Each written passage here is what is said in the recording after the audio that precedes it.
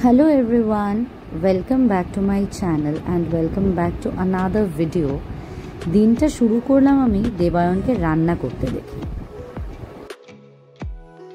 কি রান্না করছিস? কাটোয়ার ডাটার চচ্চড়ি। কাটোয়ার ডাটার চচ্চড়ি? সেটা কি রকম? অনেক কিছু দিতে হয়, যেমন আলু, পেঁয়াজ, কাটোয়ার ডাটা। কাটোয়ার ডাটা খেলতে কোথায়? টার্ফ। আসলে কি হয়, দেবায়ন আমাদের বাড়িতে এলে মা যাই রান্না করে ও শুধু ঘুরঘুর করে মার চারপাশে আর একটু টেস্ট করার জন্য বারবার আবদার করে। আর সেই জন্যই কিন্তু তরকারির ফাঁকে ও গিয়ে নাড়ানাড়ি করছিল। দেখে বুঝতেই পারলে আর শুনেও বুঝতে পারলে আশা করছি যে ভাই যাচ্ছিল খেলতে ফ্রেন্ডসদের সাথে, কিন্তু বাইরে যা গরম ছিল আমি সেটাই ভাবছিলাম যে এই গরমে কোনো মানুষ খেলতে যায়। যাই হোক, আমার জানা ছিল না। আর এদিকে আমাদেরও অ্যাকচুয়ালি বেরোনোর প্ল্যান ছিল, আর সেই জন্যই ভাবলাম আজকের দিনটা একটু শ্যুট করা যাক। দিনটা ছিল কিন্তু রবিবার, আর আমাদের প্ল্যান ছিল একটু শপিংয়ে যাওয়ার বলতে ব্যাপারটা ঠিক সেরকম নয়। ব্যাপারটা হলো দেবায়নের সেরকম কিছুই কেনা হয়নি, সেই জন্য ভাবছিলাম যে পুজো তো প্রায় চলেই এসেছে দোরগোড়ায়, আর আমাদের প্রায় সবার সমস্ত কিছু কেনা হয়ে গেছে। একমাত্র বাকি বলতে দেবায়নেরই কিন্তু বাকি ছিল। সেই জন্য ভাবলাম যে পুজোর আগে এটাই ছিল সেকেন্ড লাস্ট উইকেন্ড, আর একদম লাস্ট উইকেন্ডের জন্য আমরা ফেলে রাখতে চাইনি, আর ভাবছিলাম যে সেদিনই যাওয়া যাক। রবিবারের দুপুরবেলা আর এইরকম টাক ফাটানো গরম, সেই জন্যই রাস্তাটা প্রচণ্ডভাবেই ফাঁকা ছিল। তা ভেবেছিলাম হয়তো গড়িয়াহাটে গিয়েও ফাঁকাই পাবো হয়তো। অ্যাকচুয়ালি আমরা যাচ্ছিলাম জুডিওতে, গড়িয়াহাটের জুডিওতে। আমাদের কালেকশন দেখা হয়নি, অন্যান্যবার সেরকমভাবে জুডিও তো যাওয়া হয় না, সেই জন্য ভাবলাম এবার জুডিওতে গিয়ে একটু দেখে আসা যাক। তার জন্যই আমি আরও যাচ্ছিলাম কিন্তু জুডিওতে, কারণ আমি একবার দেখেছিলাম মেয়েদের কালেকশন কিন্তু বেশ আমার ভালো লেগেছিল, কিন্তু ছেলেদের সেকশনটা আমার দেখা হয়নি। তো গড়িয়াহাটের মনে হচ্ছিল ঢুকে যে সমস্ত ভিড় হয়তো জুডিওতেই এসে জমা হয়েছিল। সে মানে বিভৎস ভিড়, নিচ থেকে ওপরে ওঠার জন্য প্রায় লাইন লেগে গেছিল। আমি সেইভাবে জুডিওতে গিয়ে ভিডিও করিনি, তার কারণ আমি ইউটিউবে অনেকের ভিডিওতে দেখছিলাম যে জুডিওর স্টাফরা ভীষণ বাজে বিহেভ করে, খুবই রুডলি বিহেভ করে যদি কাউকে দেখা হয়েছে যে ভিডিও করছে বা কিছু। সেই জন্য আমি সেইভাবে কোনো রকম ভ্লগ তো করিনি। জুডিওর মধ্যে গিয়ে জাস্ট কয়েকটা ক্লিপস নিয়েছিলাম।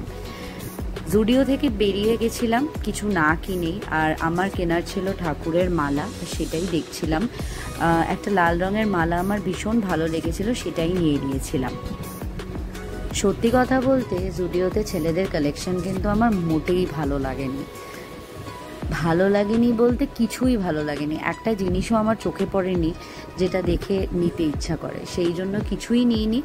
এরপরে আমরা যাচ্ছিলাম একটু লেক মলের দিকে, কারণ গড়িয়াহাটে জুডিওর অবস্থা খুবই খারাপ ছিল। সেই জন্য আমরা ভাবলাম লেক মলের জুডিওতে গিয়ে একবার ট্রাই করে আসা যাক।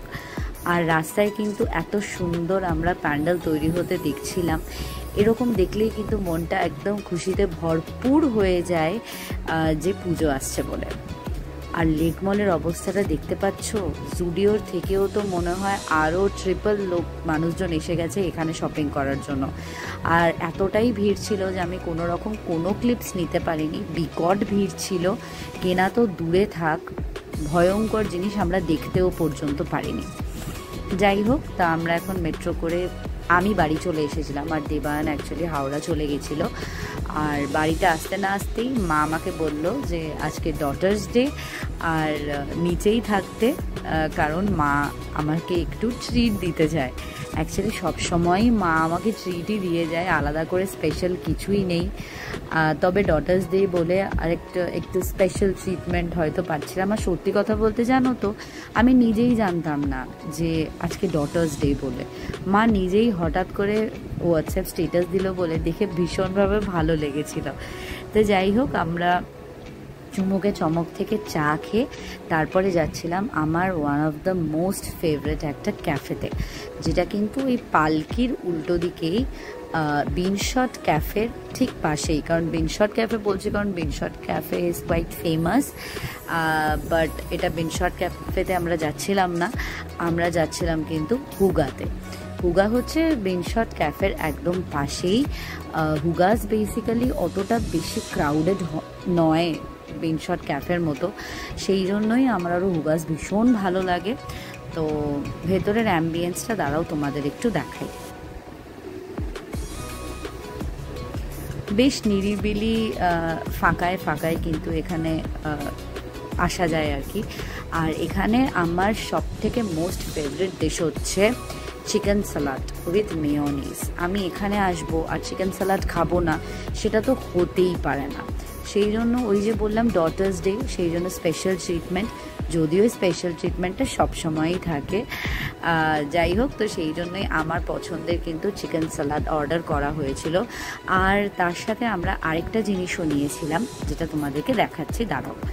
এই চিকেন স্যালাডের মধ্যে শসা, পেঁয়াজ, broccoli, beans, carrots, chicken, lettuce, অনেক কিছু থাকে। আরেকটা যেটা নিয়েছিলাম বললাম সেটা হচ্ছে এটা ছিল chicken sausage with seasonal veggies.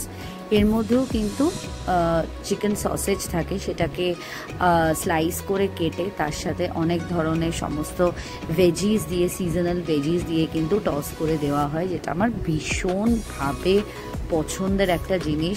আর সত্যি কথা বলতে কি, এই দুটো হাফ করে খেয়েও আমাদের পেট পুরোপুরিভাবে ভর্তি হয়ে গেছিলো।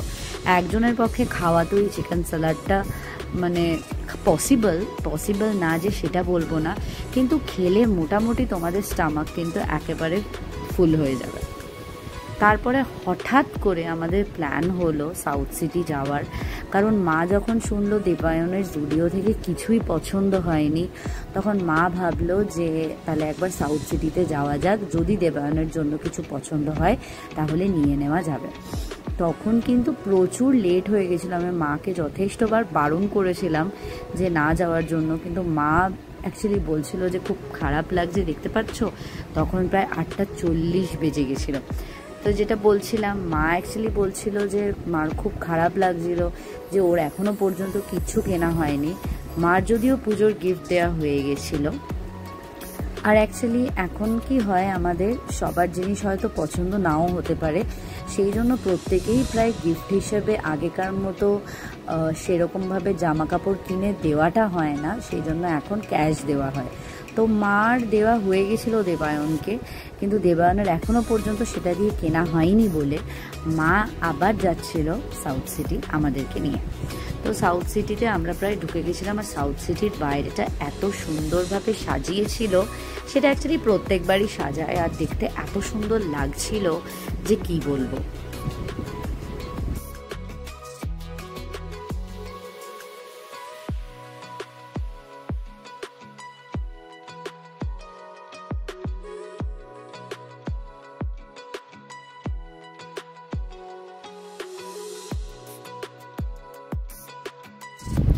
মায়ের ওর জন্য এই টাইপের প্রিন্টেড শার্টসগুলো খুব পছন্দ হচ্ছিল, কিন্তু আমার ডাউট হচ্ছিল ও পরবে কি পরবে না, সেই জন্য এগুলো আর নেওয়া হয়নি। আমার এই অরেঞ্জ শার্টটাও না খুব ভালো লেগেছিলো, কিন্তু মা বললো এটা নাকি বুড়োদের শার্ট, সেই জন্য আর নেওয়া হয়নি।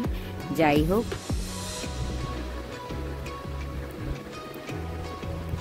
ফাইনালি এই শার্টটা তো খুবই পছন্দ হয়েছিল আমার। অ্যাকচুয়ালি ইচ্ছা ছিল পার্পলের মধ্যে নেওয়ার, অ্যাট লাস্ট আমরা এটা নিয়েছিলাম। এত সুন্দর লেগেছিল শার্টটা, তোমরা পুজোর ব্লগে অবশ্যই এই শার্টটা পরে ওকে দেখতে পারবে। আরেকটা কথা, এটা কিন্তু দেবায়ন একেবারেই জানতো না যে ওর জন্য এই শপিংটা আমরা করছিলাম। দেবায়নের জন্য শার্ট সিলেক্ট করার পরে আমরা চলে গেছিলাম সেলিওতে ভাইয়ের জন্য একটা কার্গো কিনতে, কারণ ভাই মোস্টলি সেলিও থেকেই সমস্ত কার্গো পরে। তো আমাদের শপিংও হয়ে গেছিলো, এবার বাড়ি ফেরার পালা। অনেক রাত হয়ে গেছিলো। আমি তোমাদেরকে আরেকবার সাউথ সিটিটা দেখাচ্ছিলাম, কি অপূর্ব সুন্দর লাগছিল। তবে মনে হয় না এটা পুজোর ফাইনাল ডেকোরেশন বলে, এটা হয়তো প্রি পূজা ডেকোরেশন। জাস্ট দেখো।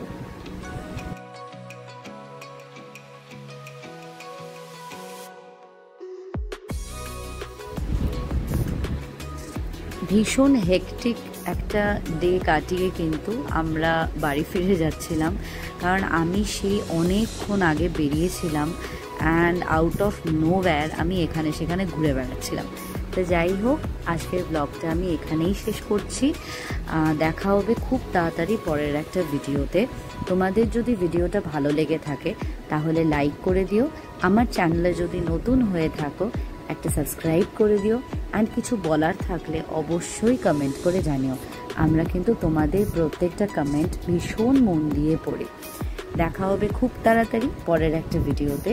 সবাই খুব ভালো থেকো, সাবধানে থেকো, বাই।